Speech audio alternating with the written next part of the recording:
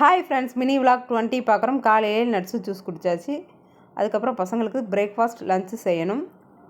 Breakfast onion uttapam, sambar கெட்டியாக இருந்து வச்சு கொடுத்துட்டேன்.